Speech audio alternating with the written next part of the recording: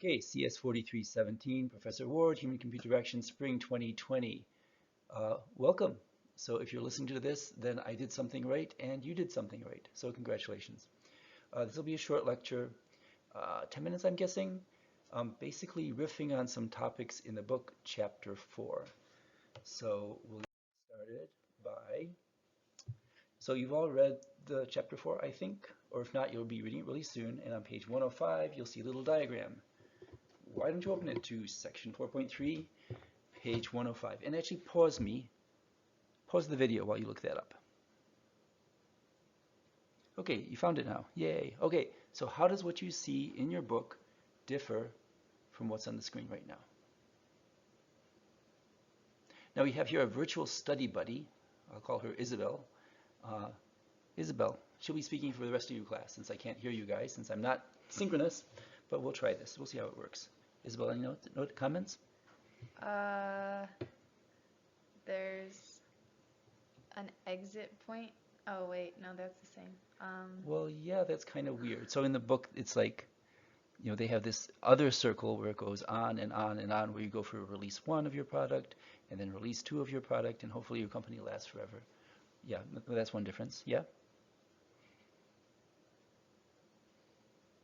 Okay, yeah, I mean, what more is there to say? So in the class so far, we've been focusing on, here, let me try something really fancy here. We've been focusing on evaluation and a little tiny bit on design.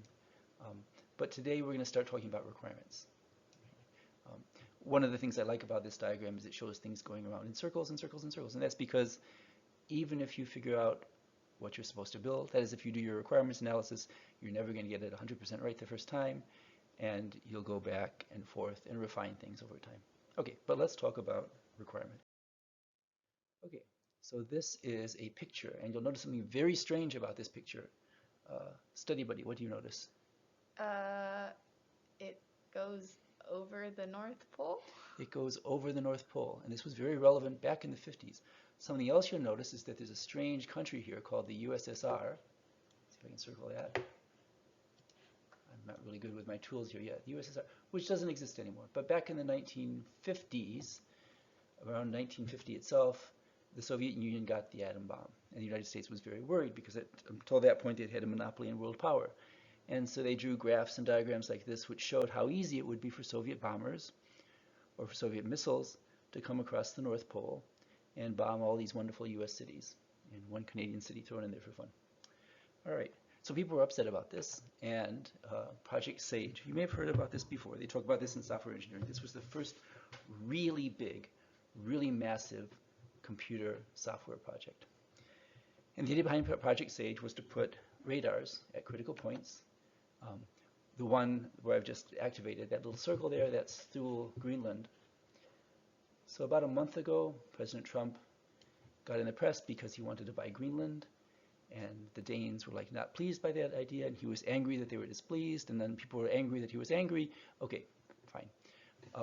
What value does Greenland have? Well, in the 50s, the value was very clear.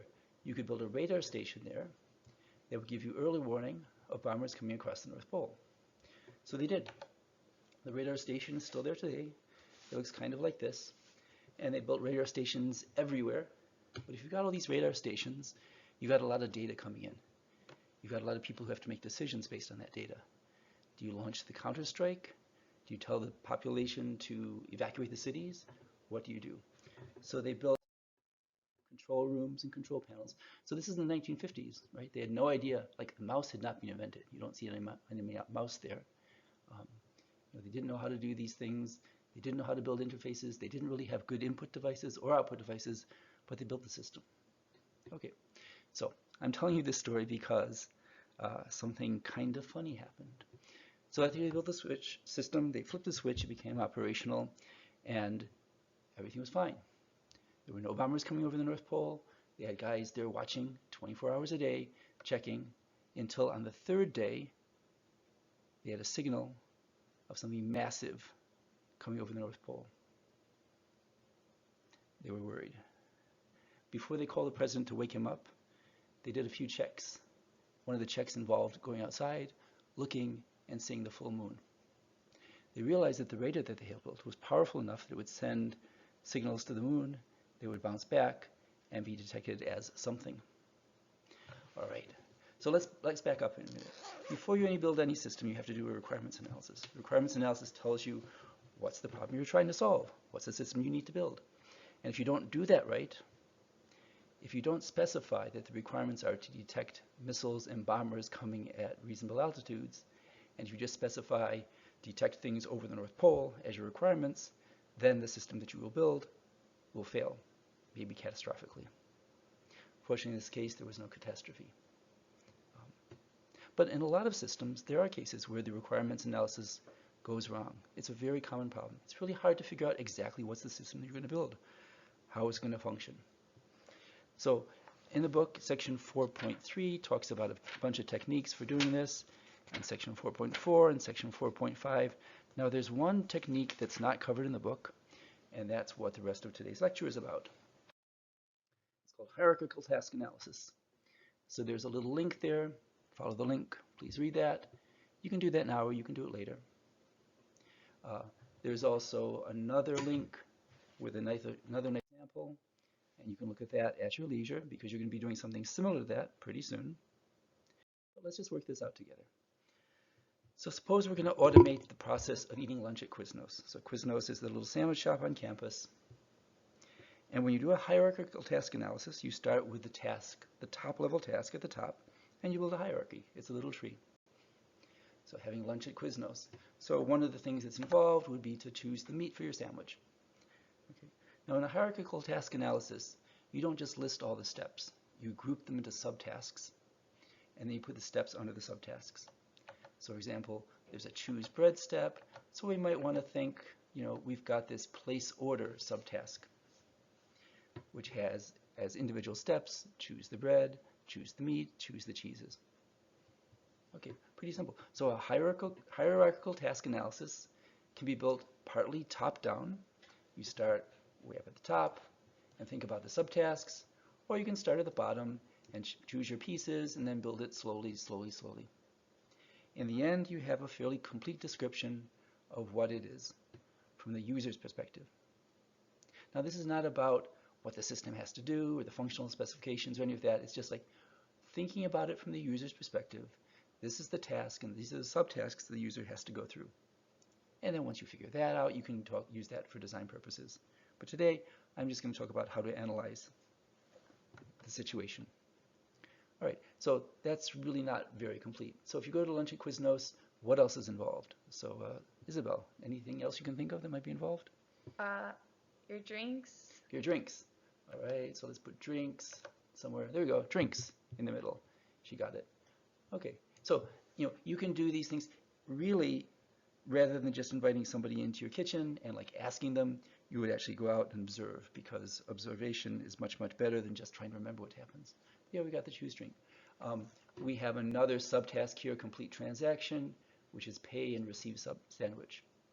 Now, conceptually, from the user's standpoint, these tend to be thought of as one thing, right? So it's not just, oh, you pay, oh, you get the sandwich. No, there's a complete transaction. And over here, we have a complete unit right here. One of the things we'll talk about in design, actually we had that earlier as a heuristic, is talk about completion, right? So after each subtask, you want to give the user a sense of completion so that they know that they're done, they can move on to the next one. In Quiznos, there's a sort of completion thing where the guy says, thank you for your order. And there's a completion thing where usually you say, oh, thank you, come again. Or you grab your sandwich or leave. Okay, so that's what you do. Let's just add a few more things here. There's mental operations also involved. So in addition to doing things and saying things, just looking at the menu is actually an operation. And if you forget that, if you're designing a store or you're trying to automate a store and you forget the customer's mental operations, that's not so good.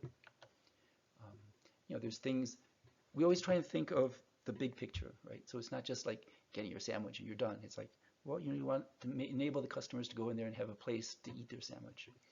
And you can think about the order, right? So the order might vary. Sometimes people will find a seat before they look at the options, or they can have a friend find a seat. And when you put in all those details and all those alternatives, your diagram gets really complicated really quickly. But if you really want to understand it, you want to do that. For your assignment, I don't want you to spend more than about 30 or 40 minutes on it. So I'll not expect enormous amounts of detail. Pick up napkin. This is one that I always forget. And so when I do these things, I like to have a list of errors, common errors. If you list the common errors, then that'll help you a lot for your design. Resources are also important. So, for example, to look at the options, it helps to have a menu or a menu board. If that's not there, it's no good. To place an order, if the server is not looking at you or the server is in the back, you can't do that. If you're getting your chips and you've got a backpack and something in your right hand, something in your left hand, that's not going to work either. So when you do a hierarchical task analysis diagram, you'll have your steps, your subtasks. For some of those, you will have resources. You may have dependencies. So this may have to happen before that. So you have to place the order before you can pay for the order. But choose chips and choose drink, those can happen in either order. Usually I leave out the dependencies unless there's critical things, and I just do a footnote. Some people like to draw little arrows in here. This has to happen before that one. It's your choice.